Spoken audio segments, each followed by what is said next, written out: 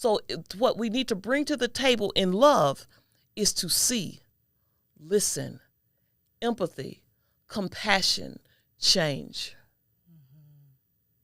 Yeah, do you see me? Do you see me?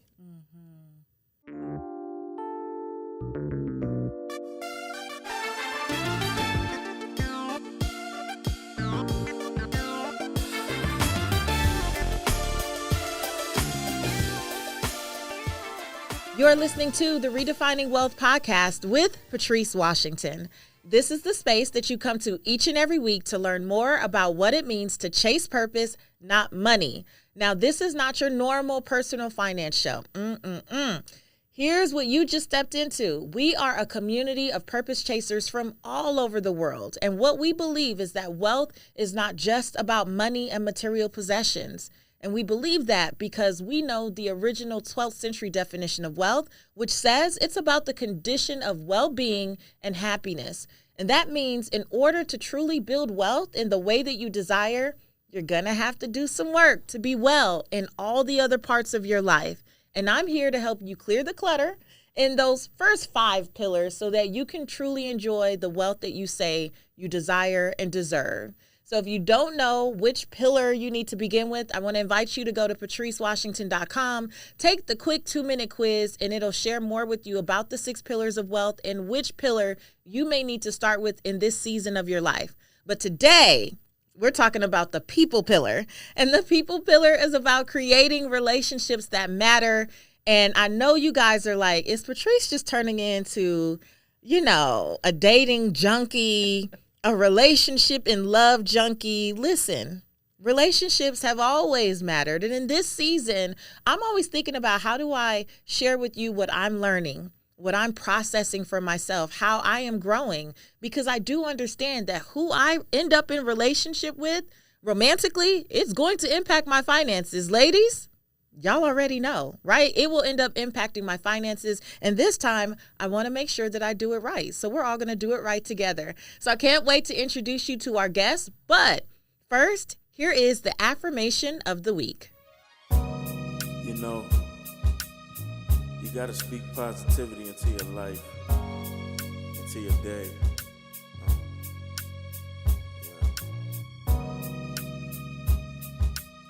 You got to affirm positivity. You got to affirm abundance. You got to affirm yourself to wealth.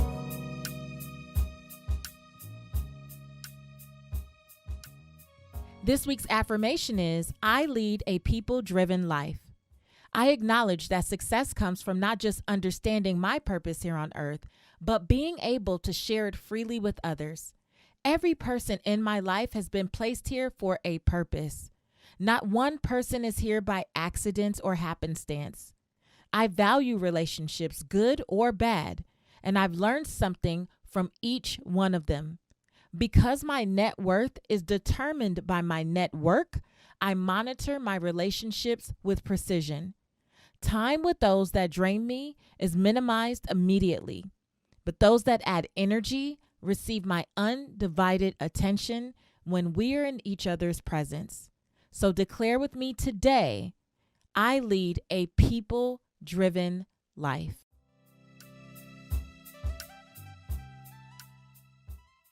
Okay, so let me introduce you to today's guest, because when I heard this woman open her mouth at the Essence Wellness House earlier this year, I just was blown away, and I wanted her to be here so that you could experience some of this goodness. And then I saw a few clips of her on social media, and I said, oh, she like controversy. This is my kind of girl. So here is Love McPherson. She is a passionate author, captivating speaker, and engaging media personality on a mission to impact generations and heal relationships by teaching individuals how to love better. In a world where failing marriages and toxic relationships have become the societal norm, relationship expert Love McPherson is the voice of hope, speaking to both national and international audiences through her company, Love Infinity, Inc. She brings over 2 decades of experience as a mental health professional. And get this, She been married to her man for 40 years. Okay. So I think we have a lot to learn here today. Without further ado, here is Love McPherson. Oh, hug. But don't touch that mic. See?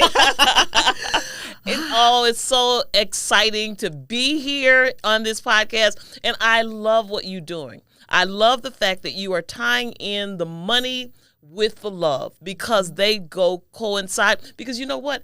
Even the Bible says where your treasure is, your heart gonna be also. So we got to know that this thing is interrelated. It's interrelated. Now, first of all, you bring me so much joy. Just your energy. We've only met once in person. And when you came in and I saw you, did I not run to you? You did, and I ran to you. I was just attracted. I just think that this is just something we were supposed to do, divine appointment. I do. I'm so grateful for Tiffany, your daughter, for making sure that we connected and kept this going. So I want to call you Mama Love. Please do. Can I call you Mama Love? I love when people call me Mama Love. I've been holding it in, but I really wanted to say it when I first saw you. I think that's why I ran to you like that, like Mama Love. Okay, so here's why I'm so excited about what you talk about. And I tease about the controversy, but I love the conversation that you are curating online, because it's what we want to say. Yes. But we're too afraid to say, especially as women of faith who don't want to acknowledge that we have these thoughts, that we have these fears, insecurities, questions, because for so long it's been so taboo to act like anything other than a good, holy, quiet, weak woman. And that's just so religious. And I try to stay away from a lot of religiosity type of, conversation, because it doesn't benefit people. People want to know what the real deal is. Tell it like it is. Just leave out all of the extra stuff, and just, make sure that you have a really conversation that's relevant and that they can relate to and walk away with something, some substance. And that's what I like to do. Relevant and real. Just get to it, keep right? It real. Let's keep it real. So, oh my goodness. Before we even began, I realized that a lot of women in my community, in particular, I just had a retreat recently. And so, we do our wellness, our joy, our boundaries. We do all of that. And then we had a little scaling joy after dark. And baby, we got in that pool and that jacuzzi. And then the real questions about dating and relationships start coming out.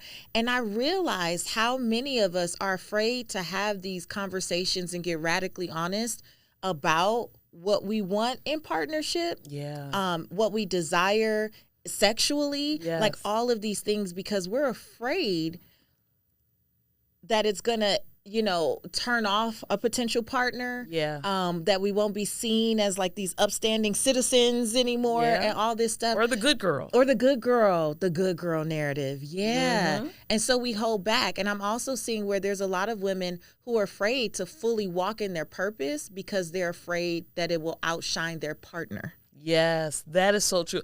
I think that you're talking about two different subjects, but both are so essential. One is that, do we have to shrink in order to be accepted? The second one is, can we be free sexually to talk about our desires and still be considered good and not a hoe, or, that kind of stuff like that. We're not out thotting and bopping, but we have certain things that we desire, right? Yeah. And so what I'm saying to you is this. What we have to first come to the conclusion of is we are not in our mother's generation. We are not in our grandmother's generation. There's more information.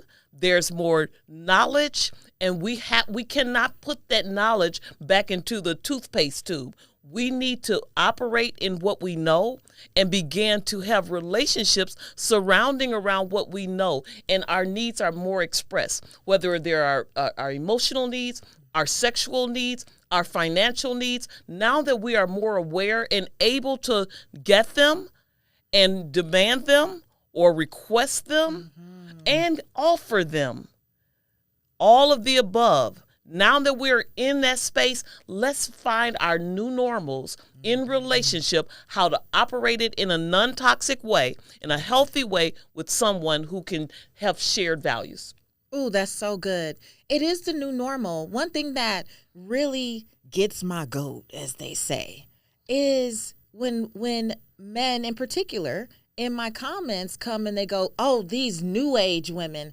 And I'm like, we're living in a new age. Yes. You want me to behave like a woman did 50 years ago? Yeah. I have different rights. Yes. I have different access. It's just a different world. And I find, and this is the conversation we had in the jacuzzi the other day, we're running into men that have expectations that are antiquated. Yeah. One of the things that happens is I talk about in my new book about how we attract. One of the ways that we attract is familiarity. And we do that on an unconscious level because we know what skills we have to match. We learn our skills by what happens in our homes, how people had relationship with us, how they had relationship with each other, and we look, we watch, and we learn.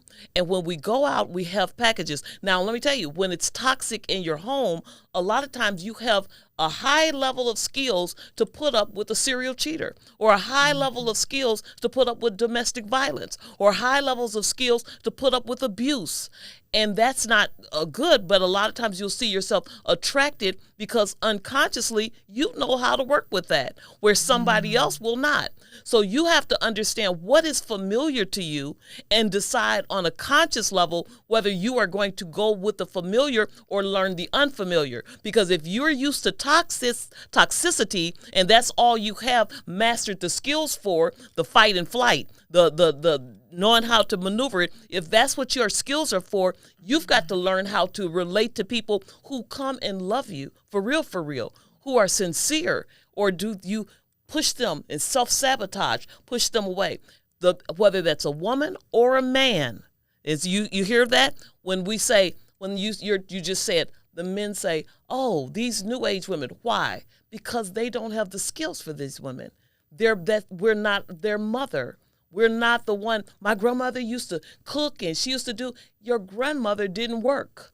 Your grandmother didn't have an income. Your grandfather was a serial cheater, but she put up with that because the radius of her connections was 30 miles, the people at the church and the people at the school and the people in the community. She didn't see that there was an entire world in front of her sometimes. I'm not saying that for everybody, but all too often we get caught up in what we are familiar with, the type of love, that good nurturing grandmother love, and we want it from a woman. Nothing wrong with that. However, you got to know this time, right now, there is mutual needs. And everybody's got to come to the table understanding the mutual needs, emotional, spiritual, financial. We all have to take those things into consideration and not just walk in with me, my, this is the way it is. Yeah, so good. I literally shared something like this recently on Instagram. And one of the things that I said was women are awakening to the options that they have. And so we don't just want men who can provide a paycheck. Yes. So you pay the mortgage, but now I have to walk on eggshells because you want to be mad all the time. And I'm not saying this was my experience. I'm just saying, because everything I say, people are like, "Ooh, he was doing." Listen, you guys, I talk to women every day, all day. But just collectively, this idea that, many of us grew up with, the generations before, well, I bring home the bacon and then you need to do whatever. And I'm just saying, women are now saying, I want to feel emotionally safe. Yeah. I want to feel respected. I want to feel heard. I want to feel seen. It's not just you pay the bill, so I need to go along to get along. That's not enough. And I believe strongly that men want the same thing. They want to feel respected too. They want to feel emotionally, connected and seen. And this is the thing. They experienced it maybe from a female caregiver who made them feel some kind of emotional way, and they are stuck in the thought that that's the only way to receive it, a mothering type of energy. And what needs to happen is we do need to see, what does it feel like being a man out there and typecast, not only out in the streets where people are clutching their purses when you walk past, or on your job when you're not promoted and watching the black women maybe even be promoted before you.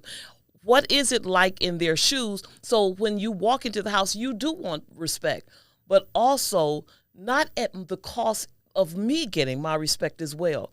That's why I said we both have to see each other. Yeah. We both have to have compassion for each other. We both have to honor, acknowledge, respect, and work towards caring for each other's issues that happen on the outside of the home, not blame each other. I see an undercurrent of war between the sexes in the black community right now. And it's not a overt, but it's very covert, and it's an underlying currency that we need to tap into. Because see, let me tell you something. While we are having this inside fighting amongst ourselves, the world is taking over. Because see, together we stand, divided we fall. So while we are focused on what do you bring today, what do you bring today, what about you, my needs, while we're doing that, it's stuff happening all around us that we need to be coming together, working towards, and literally saving our rights, saving our mental health, saving our children. It's so many more things that we need to be focused in on, saving our wealth. You understand? And so when you say that, the women do require something different that we have not been conditioned to offer. We haven't. You know why? When you're a child and when you're a little girl, they hand you a doll. And then guess what you're supposed to do? Care for the doll. Oh, your baby is hungry. Your baby needs changing. No, you need changing. You're hungry. But you see, immediately you're conditioned to look outward, take care of somebody else, while the boy is conditioned to be powerful, bring trucks, strong men. So when he shows up in that, and you said, no, that's not what I need. Well, what do I do now? You understand? And when you decide, I'm going to put the baby down, and I'm going to do some other stuff. Where's the baby? Where the baby doll? You understand? Why are you not? So we've been conditioned since childhood to do a certain thing and show up and taught that this is how you are respected. This is how you are received. And when that doesn't work anymore, which it does not, when it doesn't work anymore, we are left with not having the skills to operate in a relationship where we feel that we are admired, respected, looked at, seen, cared for, or possess value. That's so true. This week's episode is brought to you by BetterHelp. Now, if you've been following the Redefining Wealth podcast, then I know you've heard me say this before. You are only going to grow to the extent you are willing to heal. Well, my healing really didn't come until I decided to go to therapy and start asking for help.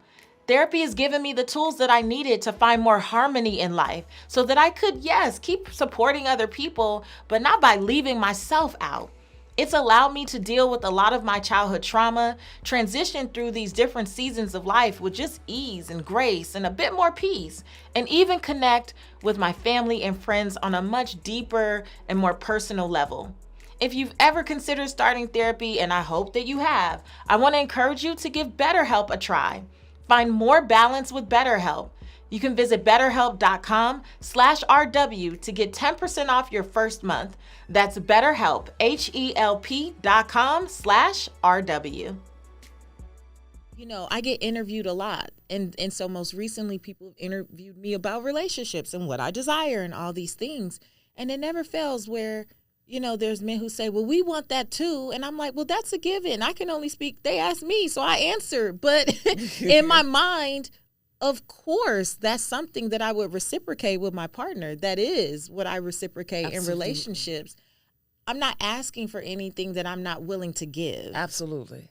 But I have heard from men how selfish we can be as women. I've heard from men, and I'm like, is this game right? But it's not from men who even have a romantic interest in me, just as I've made more friends with men. They're like, tell me these stories about how objectified they feel by women Like as soon as they talk to a woman, how they feel sized up. Like if he can't do this or I don't even want to be nice. I'm like, no, but I've heard it over and over It's the again. truth. It really is the truth. And I think that it's damaging to the self-esteem, it's damaging to the ego, it's damaging to who men are at their core. You understand? But this is the thing. It's really about love, because love gives. And what we have decided is that we want to see how much love can take. And when we start going into love taking and how much you can give me instead of how much I can give, because see, giving is not just money. Giving is giving what you just said so wonderfully, which was listen with compassion. Like men are saying, hey, I feel sized up, objectified. Well, guess what? We know how that feels. It's been happening to us since the beginning of time. You're just getting that. Now you are seeing what it feels like to feel like a piece of an object rather than a person. You see me as a thing rather than me. And so as you're getting to know that, you become angry with the people that are doing it. Well, guess what? That's why you run into an angry woman who has had that done to her. And she's wondering, am I going to be an object today, or do you see me? So what we need to bring to the table in love is to see, listen, empathy, compassion, change. Yeah, do you see me? Do you see me?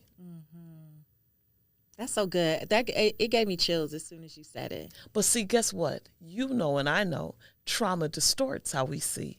So if we're looking through the glasses of trauma, guess what? We won't see that person. First of all, they will come into as the enemy, so you're suspicious. Anything that they say, it has to filter through your own interpretation that trauma will distort. And so once they are talking, whether it's a male talking or a female talking, we hear what we want to hear. We don't necessarily hear what they're saying. We hear what we want to hear, or we hear what we have the ability to hear, because trauma will distort it once again. So when you say, do you see me? Can you be whole? Can you work on your health? Can you work on your inner health so that you can see me? Your mental health, can you work on it so that you can see clearly that my heart is for you, that I'm not here to harm you. I'm not here to even run game on you. I understand somebody else ran game on you. I understand somebody else objectified you. But I want to see you and hear you. Can you believe that? But let me tell you something. Sometimes it doesn't just go as deep as the last relationship. It goes all the way to childhood. And when it goes all the way to the childhood where you were not seen, you were the parentified child who was parenting a parent or parenting a dad or taking care of siblings, where I'm not seen. I am just here to give service to everybody else. Once you're in that spot, you forget about you, but you feel it. So when somebody else comes in and does that to you, you feel it. You don't know how to voice it, but really they are only doing what you do all the time to your own self. I know I grew up very quiet. And not because I'm quiet, because at school I would get in trouble for talks too much. I'm sure that does not surprise you at all, right? But at home, my grandmother liked it to be quiet. So and she was also very stern. So there's no even appearance of talking back. I remember getting slapped in my face so hard because she thought I mumbled, and I don't think I actually mumbled. I might have cleared my throat and it sounded like a mumble.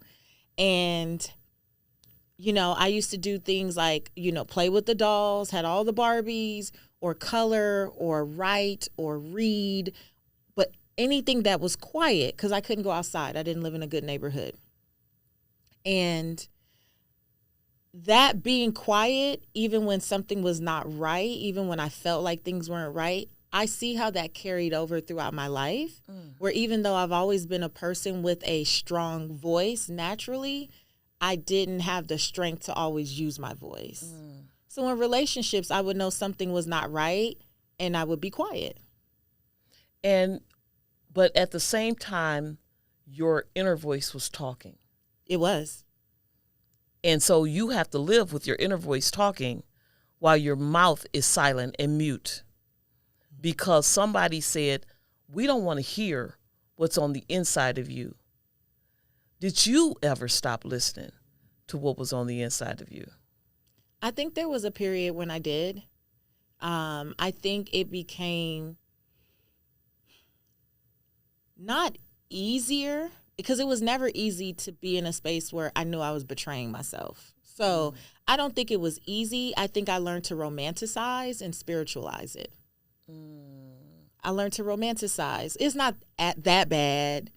As long as I keep praying, stay in my prayer closet, stay on my knees, as long as I'm fasting, I'm going to church, I'm tithing, I'm doing all the things, surely things will turn around without me having to open my mouth and quote unquote nag. Because when I tried that, I felt silenced. When it comes to redefining wealth, it's important to create relationships that matter. The best relationship to start with is the one that you have with your money. Our partner this week is Chime, and Chime is on a mission to make financial peace of mind a reality for everyone. They're doing this by changing the way people feel about banking, and their business is built on the principle of protecting their members. When you sign up for Chime and link a qualifying direct deposit, you'll get access to benefits like getting paid up to 2 days early and fee-free overdraft up to $200. Plus, with Chime, there are no monthly fees, no minimum balance, and no deposit required to become a member. What does your relationship with money look like? Make managing money easy with Chime and sign up for a Chime checking account today to link your paycheck. It only takes 2 minutes and doesn't affect your credit score. Get started at chime.com/RW. That's chime.com/RW. Special thanks to Chime for supporting the show. Chime is a financial technology company, not a bank. Banking services and debit card provided by the Bancorp Bank North America or Stride Bank North America, member of the FDIC.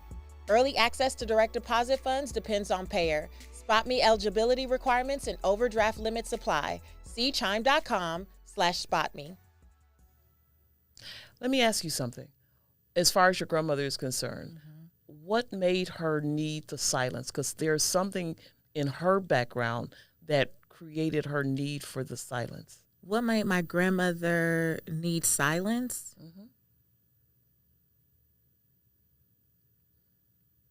I think that she grew up being told to be quiet.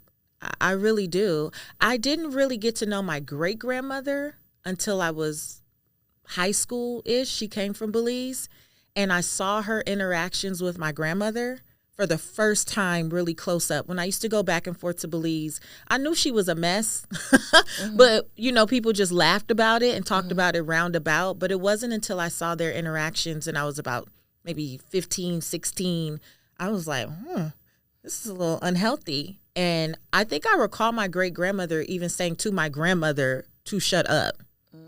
And she would use that type of language all the time. And probably by the time I went to college, I had a different level of compassion for my grandmother, because I started to think about, man, like if your mom speaks to you, like my mom is hard to go. My mom has never talked to me out the side of her neck or anything like that.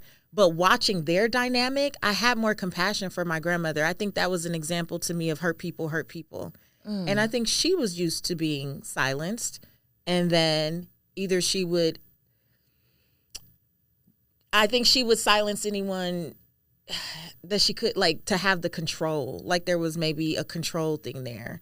Like, you're not going to talk to them like that, but because you can do it with me, you do it with me. Wow.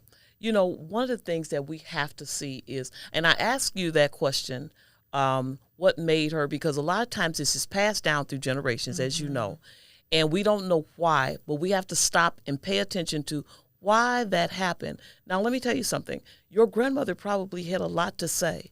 She probably had a voice and some wisdom. Oh, she used to throw it around now. She threw her voice around, but she used it a lot to silence people that could be silenced. And it sounds like your great-grandmother did the same thing. Absolutely. Now, so when people got to a place of independence, they began to use their voice as just like you. And now that your voice can carry through airwaves and through millions of people, you also, once again, use your voice. Now, here's the thing. Make sure that as you use your voice, you don't apologize for talking about relationships. You see, that can be something that subconsciously you wonder if the audience will accept what you have to say. And I only brought that up. That's so good. I brought that up because we will do those things in relationships and not even understand why we're doing it. Yeah. But if you have something to say about relationships, you need to say it. If it's every week, if it's for the next 2 years, if that's what your voice and that's what's in your spirit and that's the season of your life, speak and do not apologize for the voice and the words that come out of your mouth. I receive it. I didn't even make that connection. I receive it. I'm very clear in this season in relationships, with men in particular, that I will not hide my voice, that I will speak up, always in love and with respect and honor, but I'm going to say how I feel. Dismissing how I feel is not an option. And I didn't even make the connection of how we started the episode, where I know you guys are tired. Yeah, I didn't. But thank you for that. Yeah. Thank you for that, bringing it to my awareness. And I said that I think it was a good example for this particular podcast episode because this is just how easy it is for us to have practice behaviors, and it's so unconscious in relationships. Now, you were doing it to your beloved audience who loved you, and you just wanted to honor them, right? And so, but they tune in to whatever you say. They are hanging on your every word, and so we never have to apologize to people who want to hear what we have to say, who value hearing what we have to say. And as we continue to be very conscious of why they want to hear us and what we have to offer, we'll never apologize. And even when things go viral, even with, stuff I say, I don't apologize because I know I have things in me that I will not even release until it's the season to release it, because I don't think people can accept it. But when I do, I meant that thing. Whatever it takes. You understand? Whatever it takes. Yeah. It is what it is. And I'm not going to hold back. And right now, my voice is saying, Black women, Black men, we need to come together. We need to get it together because we are fighting. And while we are fighting, we're going to look around as we get up off this battle, and we're going to look around and we're going to see everything taken from us. We are going to see ourselves in a position where we were never before, or we were, but we're back again. We've got to come together and fight for ourselves, for our families, for our finances, for our jobs, for our careers. We've got to fight this thing together.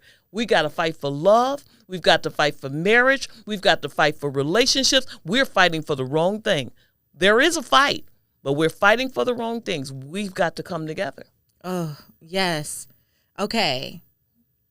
So you've had a lot of viral moments, actually, where you are not afraid to, give voice to truth and what you believe and your convictions. There's a quote, something you said recently: stop expecting honesty from people who lie to themselves. People cannot give you what they will not give to themselves. I don't understand how we walk all the way up an aisle in our beautiful white dresses and expect to get people and expect to have vows, lifetime vows from liars. People who are not honest with themselves, people who are not honest with you, they're liars. You know that they don't even know how to tell the truth to themselves or to you. And we will stand there and look them in the face, and they will look us in the face and vow a lifetime of love, and they don't even have the skills to love us. And they've proven it by the time we get up that aisle. We need to stop and say, you know what? We need some more skills, because see, love is not our issue. I've said this 1,000 times. Love is not our issue. It's relationship. It's liking people. In 40 years, I have always loved my husband because that's a choice. I committed to my husband. That's been a choice. Have I always liked Anthony McPherson? Absolutely not. I have not always liked him every day, and he is a amazing guy. He is a good father, a good husband. I mean, he really takes good care of me, but he probably doesn't like me either. I'm sure he doesn't. And so, but we love each other, and then we grow back in like for each other. Because what don't we like? I don't like how you said that. I don't like how you treated me that day. I don't like what you forgot to do. I don't like how you dismiss your behavior or minimize it. So, and he will feel the same thing about, I don't like how you talk to me. I don't like how you didn't listen.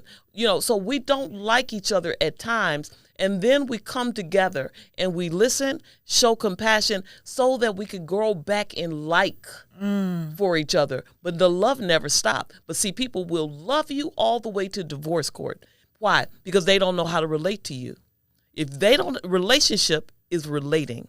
If they don't know how to relate to you, then they won't stay with you. Because if your traumas, if the way that you've been conditioned to do things, the way that you speak, it may be normalized for you, but it may be foreign for them, and they just don't know how to do it. Even the good stuff, like I mentioned before, you're loving them, you're faithful, you're dedicated, but they're expecting somebody's going to leave them because they've never silenced their inner voice that says that they are not enough, that their abandonment that says they're going to leave you one day. They've not silenced it. So when you come and you're faithful to them, whether you're male or female, they can push back, run, hide, limit test you to try to push that out of you.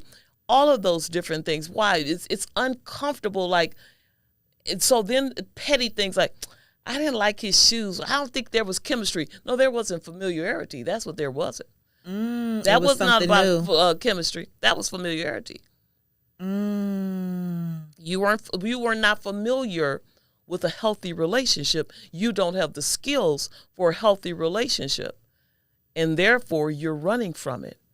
What you have to do is acquire those skills to learn how to communicate effectively, resolve conflict. So do you refine those skills individually, like on your own, or is that something that people do while they're dating? I love that. Now I'm going to mention my book again. I came out with the 5 stages of dating. And one of the things that part of the 5 stages of dating, so there is the attraction stage. That's just basically before you get on that first date and at that first date. So after the first date, you decide like either I don't want to see you ever again in my life, or we're not exclusive, but I don't mind. I would like to see you again. So now you're dating non-exclusively. That's stage 2. Stage 3 is we're dating exclusively. The stage 4 is we're engaged. Stage 5 is we're married, because you keep dating once you get married. Now, what happens is this. In my book, I have a workbook that also gives all of the ways to tailor a personal love manual for your mate. There are some general things that you should know about communication. How to speak with respect, and you should understand some basic things. There's some basic things for conflict, but then there are some things that you need to know about your mate specifically, that you will say, you know what, I want to make sure that because Patrice was once conditioned to silence, that when I do want to know certain things about her, that I might give her a little extra time just in case she defaults back to that for a second. I know that usually if she says, I'm okay, nothing, just sitting there listening, maybe she did have something she wanted to say. And maybe I left too soon. Maybe I didn't open the door and make her feel safe enough to come in and give what she needed. That's tailor-making manual of the past hurts, past pains, and knowing your love language, your apology language, your sex language, all of those things, knowing who you are, studying you. And that happens especially in stage 4 during the engagement, but it absolutely begins before that. In that non-exclusive period, Do you suggest you date multiple people? Absolutely. You are not in an exclusive relationship.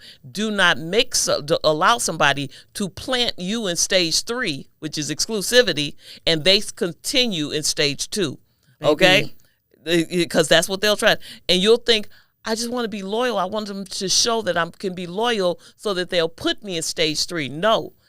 Keep your options open. Keep dating. Let them know there's a good chance that if you don't go to stage 3 in time, somebody else will already plant me there.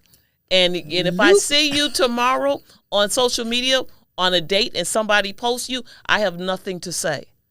You know why? Because I'm not in an exclusive relationship with you. Now, I would not suggest that you sit there and allow somebody to keep you in a stage 2 for over a year.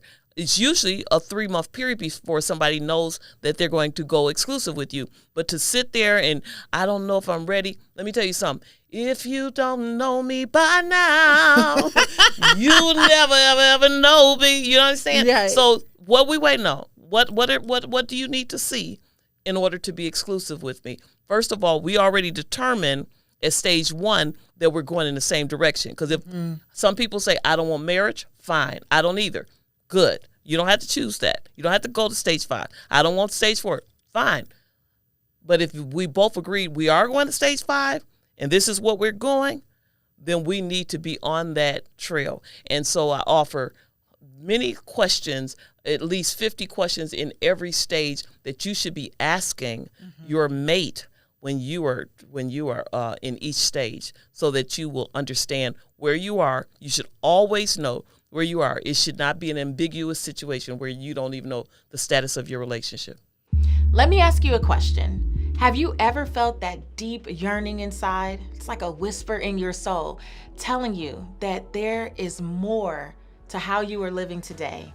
There's more than just climbing the corporate ladder and being content. There's more than how we've been taught to pursue wealth and financial success.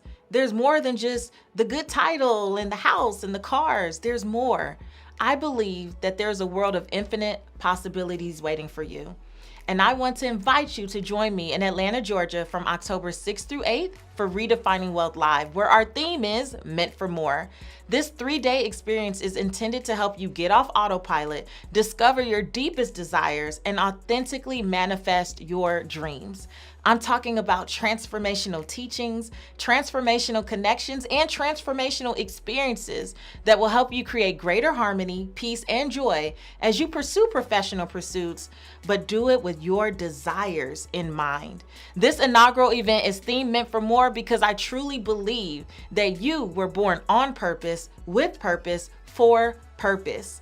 Do not let fear or doubt hold you back from getting in this room, even if you have to come alone.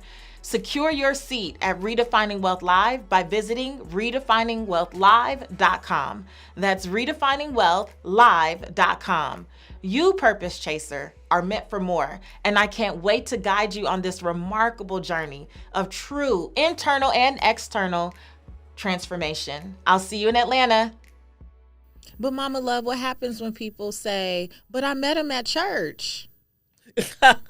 He's a good man at church, so if he says we jump into stage 3. You know, let me tell you something. And I was been in church since I was in my mother's womb, okay?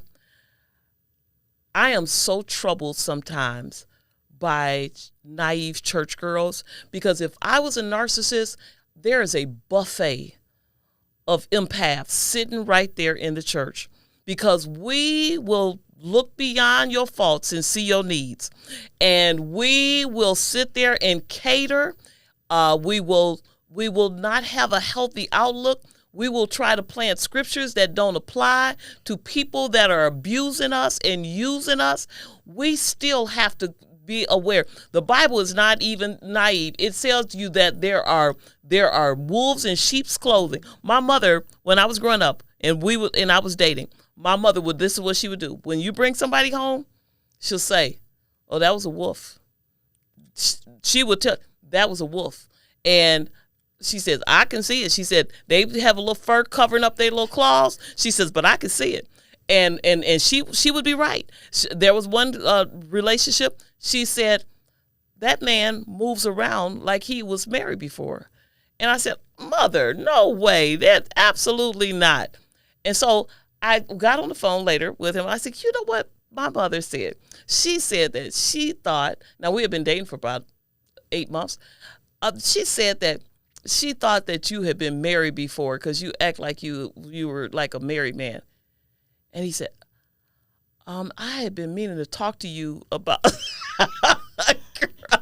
There was never a moment in 8 months, sir. I almost passed out. And so you understand what I'm saying?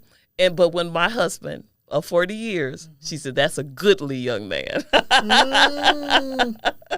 I love it. And so, yes, church girls, be aware of the wolves in sheep clothing. They're not just pastors. They're not just prophets. Some of them are your dates. Some of them are singing in the choir. Some of them, a lot of them is the musicians. No, I'm just kidding. That's a joke. Not all of them. There's some good musicians in the church. There are some good musicians. We love y'all. So the other thing when it comes to church and the good girl thing, what I was sharing earlier is that I find with my clients and women in my community, they are afraid to talk about sex and to talk about pleasure and just to talk about their fantasies, desires. And I know some of your clips are viral because you just go in. I do. And you know, when I work with my clients, I absolutely, when I talk to them about sex, they're like, this is like, I've learned more today than I've learned so many in years, and they may have been together. And this is what I tell them. First of all, and I know you have an adult audience, so I don't have any problem talking about this. One of the things that we have to realize is that sex has been treated so wrong and misguided when it comes to how the movies and things portray it. Because really, in a marriage, in a committed relationship, and when you're loving somebody, you know what sex is? It is a time of sowing and reaping. And, you know, we want to talk about that when we give our tithes and when we give our offerings and everything like that. But sex is a time of sowing and reaping. And I'm going to tell you why. Because if I study, I should know every erogenous zone of my husband. I should know everything that brings him pleasure. There's like 13 of them in some people. And one of them is like your feet and things. Well, mine is not. So don't touch my feet because I'll kick you because I'm too ticklish, right? So therefore, don't go to the normal, learn. So I'll tell them there should be a time of sex where you are just, it's educational. So you're touching that person's body and they're giving you like, oh, a little softer. Yes, right there. You understand different body parts of the woman. You understand the body parts of the man, your man, not just men in general. You learn what they learn. And then this is what happens. When you come together, you are there and you have to have trust. So trust is this. I am here to bring you pleasure. 100% pleasure. I am here for you. But I have to trust that you're going to do that for me. But see, objectification doesn't do that because I'm here just to get my stuff on and leave. You understand? But when I am there to say, I got you, and you say, I got you, when you have selfishly given of yourself to that degree, you feel it. Why? Because the part of the brain where your sexual arousal happens, in order to access it, you go through this realm. You know what that realm is? Your spirit. You have to enter past your spirit in order to get to your erogenous zones to feel sexual pleasure, which means this. When you come with a selfish spirit, when you come with a perverted spirit, when you come with all these different types just to get to use me, as a receiver, I can feel that sometime, and I will feel the presence of what you're coming and how you do it, and especially if you're my spouse. And so what we have to do is we have to realize that in doing that, we have to make sure that we come with giving. Why? Once again, love gives. We don't come to the bedroom taking. We come to the bedroom giving, both of us. But if we go and we come to the bedroom and we're the only givers, we will feel robbed when we leave. This is so good, and it makes me think about how intimacy is truly impacted by that lack of trust. Mm-hmm. And you got the message. Yeah. You received the message just now. Yeah. I saw something posted the other day about, can marriages survive infidelity? And, you know, just in my personal friend group and a lot of women I know who have experienced infidelity, while we may go on with it because we're like trusting for restoration and all will be well, how many of us did feel that disconnect afterward? Like I can't show up fully because I still don't have that trust. Not necessarily in whether you do or don't do whatever again, but it just puts up a barrier. You violated the spirit of the sexual relationship.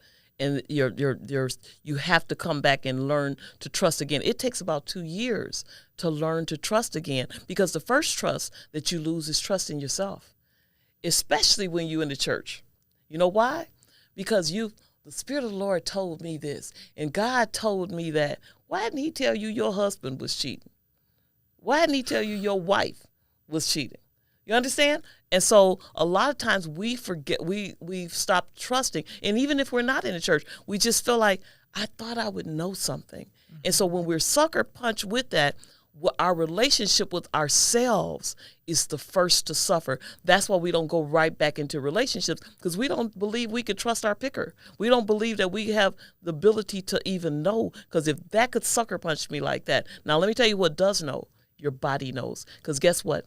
If you were having an affair as a married woman and another man came to you, guess what would happen? Your body would fight off his sperm. It would be considered foreign sperm. It would fight it off like it was a virus, like it was a flu or a cold, because it doesn't recognize. It understands. Our bodies are made for sex. God created us for sex. I'm telling you, when I say that it helps your edges, it's stress release, it helps heart rate. It helps your edges? Oh, honey, it grows. Look how many edges I got. Okay. All right. This is all me. There ain't no pieces up in here. And so I'm saying that it does. It absolutely, some of the chemicals that are released in it, the oxytocin helps, the bonding of you. It is, the stress release, it helps your heart rate. There are so many benefits in sexual encounters. And a lot of times we bring it as taboo. And then the horror of it is this. The truth of the matter is, and I hate to say this, but it's true. Mm-hmm. My biggest problem sexually happens from people conditioned in churches where they were trying to keep the young people from having sex, so they labeled it as wicked and evil, mm-hmm. and all of these things. Now, I'm not saying there's some issues that because of the bonding that happens in sex that there can be problems. What I'm saying is, by the time they drilled how evil it is, how terrible it is, and everything, that night or on a long-term basis, to reprogram your mind that I'm not doing something evil, yes, is a whole different thing. You understand? Mm-hmm. And so pretty soon, like, your body is saying one thing and your mind is saying, and then even if it is pleasurable, you're like, I probably shouldn't be receiving too much pleasure. I probably can't yell too much. I can't do, you understand? You're so closed off. There's an inner war. It's off. You have to literally reprogram yourself. And a lot of times, by the time you mess up and the person doesn't trust you again, they don't even want to be with you sexually. So they don't go through the process of healing the messages that have stopped them and programmed them to resist sex, see it as dirty, see it as evil. They haven't stopped to even do it. They will all get look at it all as, it's because you don't do this, you don't do that. And then there's the spirit of rejection that sits in a relationship. So the man feels rejected or the woman feels rejected. They feel like you don't want them. And it's so much more than just that. Yeah. And the church does us a disadvantage not to have these open discussions. Yeah, absolutely. It muddies the messages, which impacts that relating. Absolutely. Right? Because if I feel that, first of all, if I've been conditioned that I need to be a good girl and that sex is evil. Yes. And that pleasure is not my portion. Yes. And then all of a sudden he finds me. Yes. He findeth the wife. And then he expects me to be on chandeliers and swinging from things, and I've been taught to be reserved. Absolutely. And quiet, and maybe to even look like I'm not enjoying it. And I look sterile and stale and all of this, and he wants excitement. Now he's confused. Like, because Shanae La, she was just swinging from the chandeliers, right? She was like, woo! She was making all the noises and everything, so he's used to that. So now he's insecure, like, am I not? You understand? And so I'm just saying, we need to rethink this. This is why I wanted to have this conversation, though. I just think that these are the secret conversations of the good girls, right? That they feel like they can only have with that one friend. Yeah. If they have one friend, or they wait until they're in what feels like a safe space, like the jacuzzi at a retreat, to go, you know what, I'm going to let my hair down and just ask and say, this is what I've been thinking of. But it's so important we have to have these conversations, because I recognize how much this impacted my own marriage and my own life. And I see it. I just see it in the conversations that I have with girlfriends and clients. And if we don't bring it to the forefront, it doesn't change. And it continues that divide. Absolutely. That we keep talking about. And I just want us to be able to be radically honest about what we desire. What we desire. Those words right there. Be radically honest about what we desire and not feel like we're going to be labeled, be looked down upon, rejected. Go to hell. Go to hell. Yes, absolutely. Because think about this.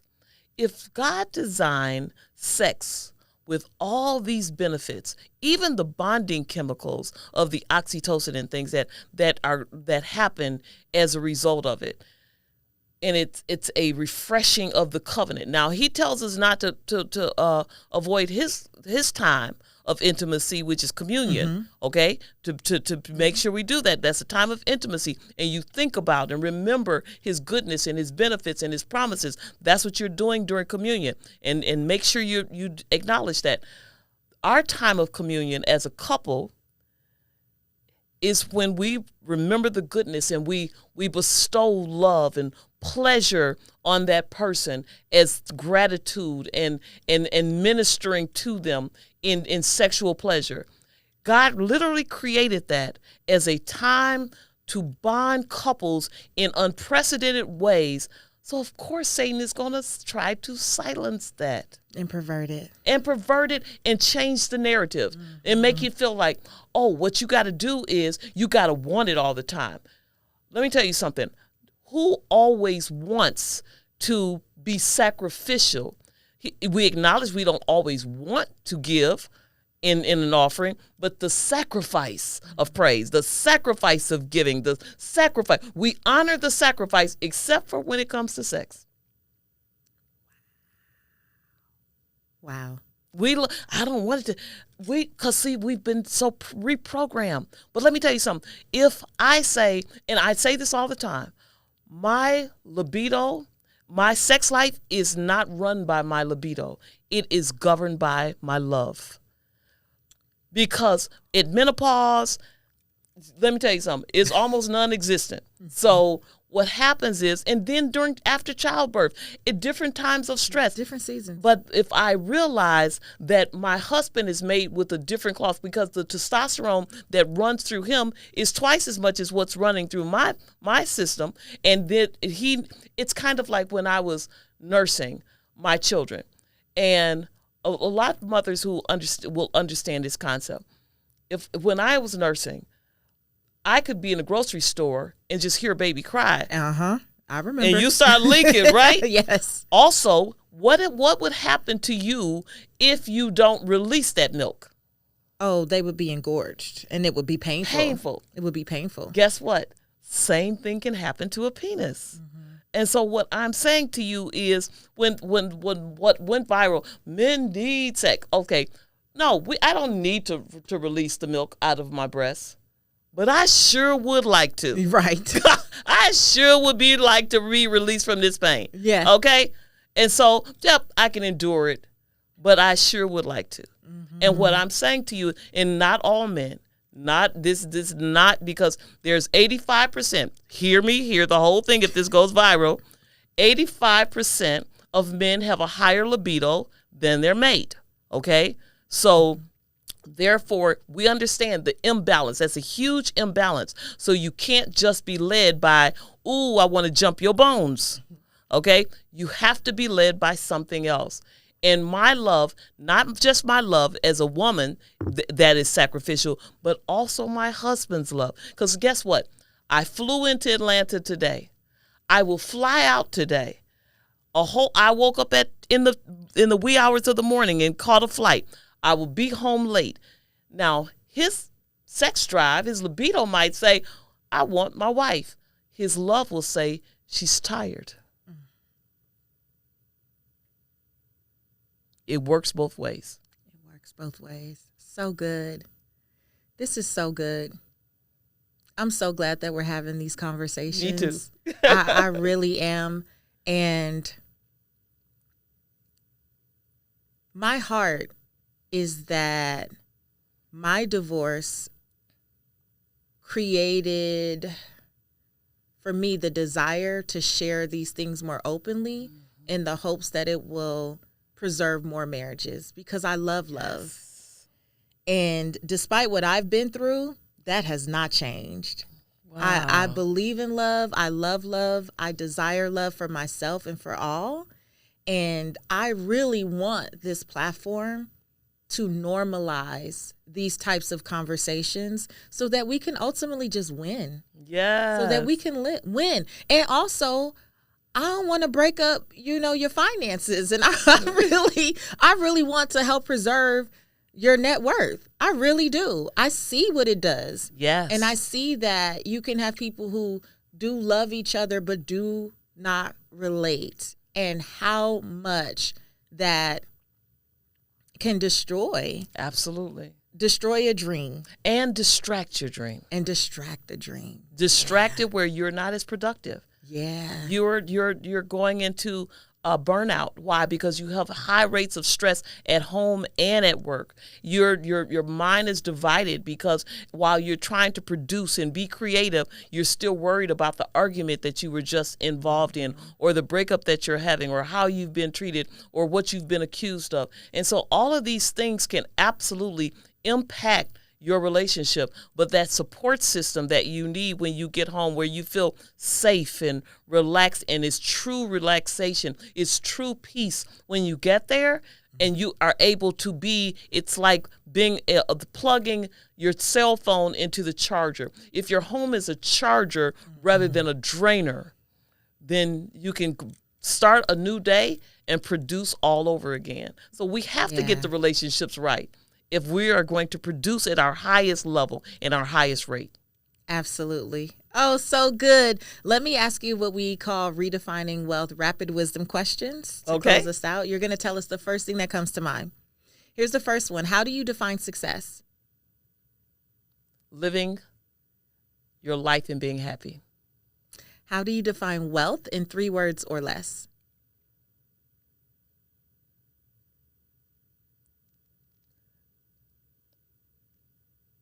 Freedom to live. Love it. What's one book that has helped you redefine wealth for yourself? One book? Mm-hmm.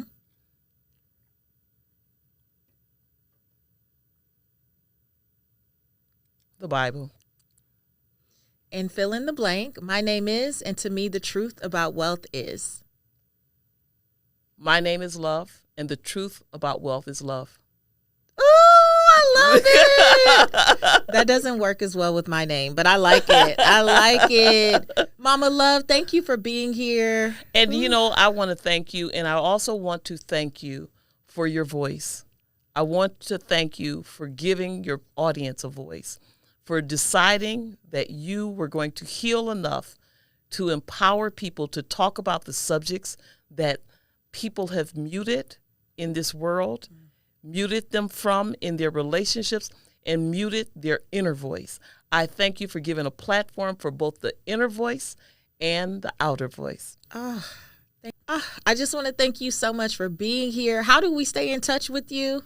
You can go to my website, lovemcpherson.com. You can catch me on social media, which is love_McPherson on Instagram, Love McPherson on Facebook. Just Love McPherson everywhere. Love McPherson everywhere. And the book. Yes, I have a brand new book out. It says, What Are We? The 5 Stages of Dating.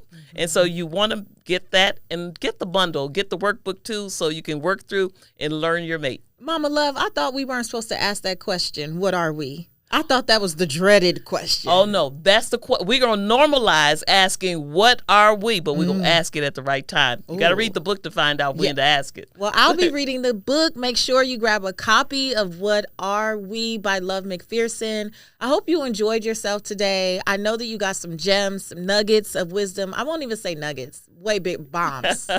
just truth bombs that will set you free. And please share this with other women in particular in your life, because I want you to start to normalize having these types of conversation.